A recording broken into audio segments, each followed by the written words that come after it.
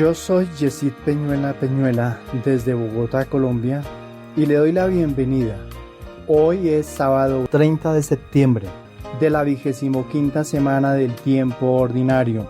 Hoy finaliza nuestro mes y es el Día Internacional de la Traducción, en el que suplicamos la intercesión en la memoria obligatoria de San Jerónimo, presbítero y doctor de la Iglesia, patrono de las personas que trabajan con las Sagradas Escrituras. San Jerónimo ya había sido desterrado por orden del emperador Valentiniano I, al que en una carta lo reprendió diciéndole que ese freno de oro en la boca de tu caballo, ese aro de oro en el brazo de tu esclavo, esos adornos dorados en tus zapatos, son señal de que estás robando al huérfano y matando de hambre a la viuda. Quienes después de tu muerte pasen ante tu gran casa dirán: con cuántas lágrimas construyó ese palacio, cuántos huérfanos se vieron desnudos, cuántas viudas se vieron injuriadas, cuántos obreros recibieron salarios injustos, y así ni siquiera la muerte te librará de tus acusadores. El pueblo, que se sintió defendido por él, le exigió al emperador que lo repatriara, y una vez de regreso, San Jerónimo volvió a la carga, esta vez contra los nobles, a los que acusaba de utilizar las mujeres, pues claro, de utilizar tantos afeites que sus caras parecían de ídolos y que fingen timideces de doncellas en medio del tropel de sus nietos. Y al clero le reprochaba que todas sus ansiedades se hallan concentradas en sus ropas y más parecen novios que clérigos. No piensan en otra cosa más que en los nombres de las damas ricas, en el lujo de sus casas y lo que hacen dentro de ellas. Como todos se sentían aludidos, regañados y resentidos, tras la muerte de su protector el Papa Dámaso I, del que era su secretario, todos se vinieron lanza en ristre contra él. Entonces San Jerónimo optó por retirarse a Tierra Santa. Cuando Jerónimo de Estridón, nacido en la ciudad de Estridón en el año 340, cumplió 12 años, fue enviado por sus acaudalados padres a estudiar a Roma, con la esperanza de que se abriera camino en la burocracia imperial, y empezó a instruirse en latín de la mano del mejor gramático de su tiempo, Helio Donato, con quien estuvo hasta los 20 años. Y durante ese tiempo quedó impresionado por las historias de los mártires y apóstoles que recogía en las catacumbas, y tras culminar su preparación decidió bautizarse. Viajó a Tréveris, en donde tradujo las obras de San Hilario de Poitiers, y de allí pasó a Aquileia e hizo amistad con el obispo Valeriano, quien se convirtió en su mentor espiritual. Sediento de Dios, San Jerónimo viajó posteriormente a Antioquía, perfeccionó sus conocimientos de los idiomas griego y hebreo. Luego recaló en Calquis, una remota región de Siria en la que permaneció varios años como ermitaño, hasta que sintió que era más útil a la Iglesia haciendo lo que sabía: escribir y traducir. Entonces viajó a Constantinopla y allí se sumergió en las Sagradas Escrituras al lado de San Gregorio Nacianceno. Cuando estuvo listo, San Jerónimo retornó a Antioquía y con Paulino, el obispo de la ciudad, se desplazó a Roma para asistir en calidad de intérprete a un concilio convocado por el Papa San Dámaso I. Al término del mismo, el pontífice ordenó sacerdote a San Jerónimo, lo retuvo como secretario y en el año 382 le encomendó la traducción de los 46 libros del Antiguo Testamento y los 27 del Nuevo Testamento, tomando como base la Septuaginta, que era en ese momento la versión bíblica más reputada y estaba escrita en griego, pero eso sí, sin descartar otras más antiguas redactadas en hebreo. Tras la muerte de San Dámaso I, San Jerónimo abandonó a Roma para siempre. San Jerónimo entonces se refugió en una cueva en las inmediaciones de Belén y allí permaneció escribiendo los últimos 35 años de su vida, y en ese lapso completó esa obra monumental conocida como la Vulgata, que significa de uso común, y fue la Biblia oficial de la Iglesia Católica hasta 1979. Además, le alcanzó el tiempo para salirle al paso a todas las herejías con demoledores argumentos y escribió un sinnúmero de tratados y comentarios exegéticos sobre la perpetua virginidad de María, cronicón de la historia universal, las cartas de Pablo, los profetas mayores y menores, el Eclesiastés, los salmos y el cantar de los cantares, entre otros. Consumido por el ayuno, la oración, la meditación y su despiadado ritmo de trabajo, murió el 30 de septiembre del 420 y tras ser elevado a los altares fue declarado doctor principal de la Iglesia el 20 de septiembre de 1295 por el Papa Bonifacio VIII. Por eso hoy 30 de septiembre, día de su festividad, pidámosle a San Jerónimo que nos conduzca por los caminos de la Biblia.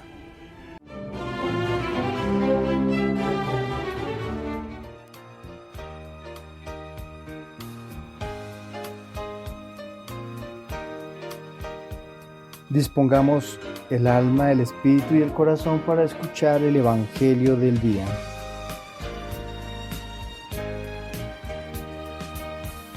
Del Santo Evangelio según San Lucas, capítulo 9, versículos desde el 43b hasta el 45.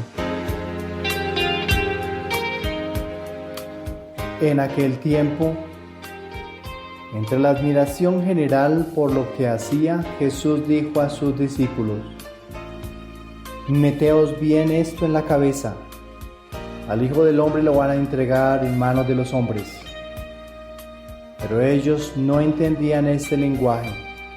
Les resultaba tan oscuro que no cogían el sentido, y les daba miedo preguntarle sobre el asunto. Palabra del Señor.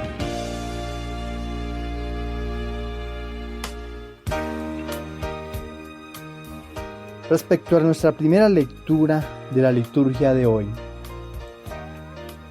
Dios suscitó entonces a los profetas Zacarías y Ageo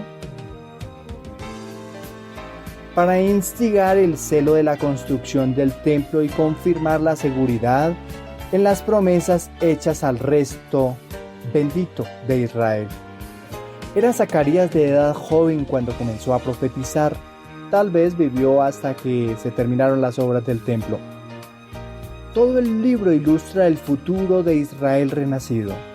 Las profecías en él contenidas, si bien hacen alguna alusión al futuro próximo del pueblo judío, construcción del templo material y otros temas, miran principalmente al futuro del reino mesiánico que vendrá a instaurar Cristo y a la Jerusalén celeste.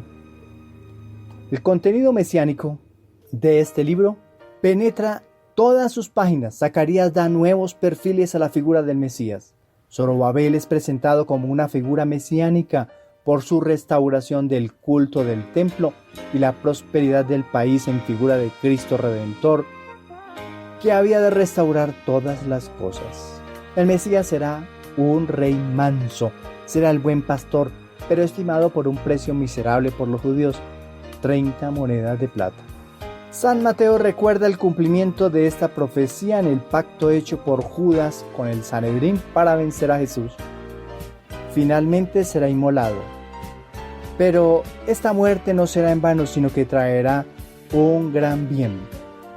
La visión del profeta del hombre midiendo la ciudad en la visión de la restauración. Después de esta breve introducción del profeta, vamos a ver lo que nos relata el texto de hoy.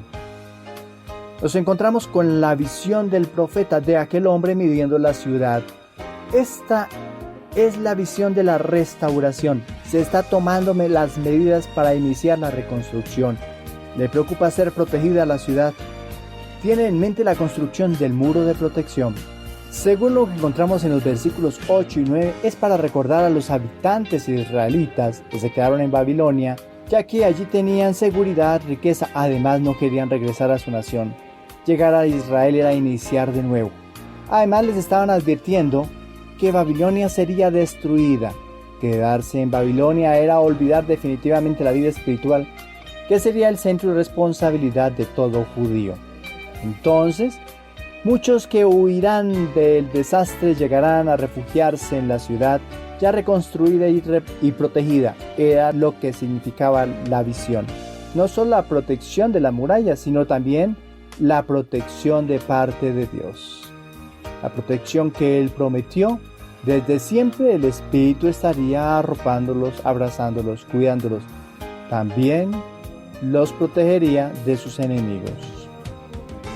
La propuesta del Salmo, el Salmo de hoy que responde a la profecía de Zacarías, es una exhortación del profeta Jeremías como Él cumplirá su promesa dependiendo de la fidelidad del pueblo, y todo será fiesta. Volverán los sacerdotes a trabajar por sus muchos sacrificios. En conclusión, existen símbolos de prosperidad, vida y profunda alegría. Esta es la segunda oportunidad de que Jesús anuncia su pasión y muerte a sus discípulos. El tema de separarse de Dios trae preocupación. ¿Cuál es tu preocupación en este momento? La primera lectura dice que los jóvenes tienen su propia preocupación. ¿Cuál será la tuya? Y lo que nos propone el Evangelio, hasta profunda alegría. Esta es la segunda oportunidad en que Jesús anuncia su pasión y muerte a sus discípulos. El tema de separarse de Dios trae preocupación. ¿Cuál es tu preocupación en este momento? La primera lectura nos dice que los jóvenes tienen su propia preocupación. ¿Y cuál es la tuya? La situación con Jesús trae dolor, ruptura, desestabilidad, pero todo es bueno que ocurra para que el hombre sea redimido. Decía el Papa León Magno, Jesús fue tan humano, pero tan humano como solo Dios puede ser humano. Cuando más humano, tanto más divino. Cuanto más hijo del hombre, tanto más hijo de Dios. Todo aquello que deshumaniza a las personas aleja de Dios. Dios creador, que estás presente en la creación. Toda criatura canta tu amor, toda la vida replica tu voz. Danos la fuerza, danos la paz, para que juntos... Estamos exprimiendo los bienes del planeta, exprimiéndolos, como si fuera una naranja. Países y empresas del norte se han enriquecido explotando dones naturales del sur, generando una deuda ecológica.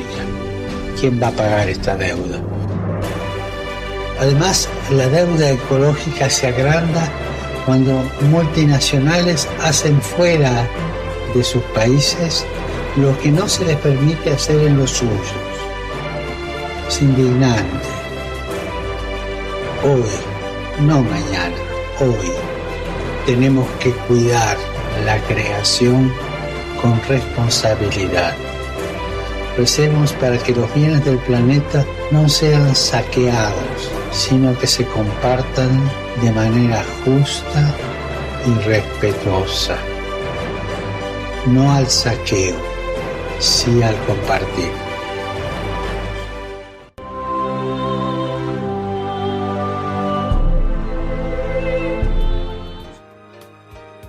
Feliz sábado, feliz fin de semana, bendiciones abundantes.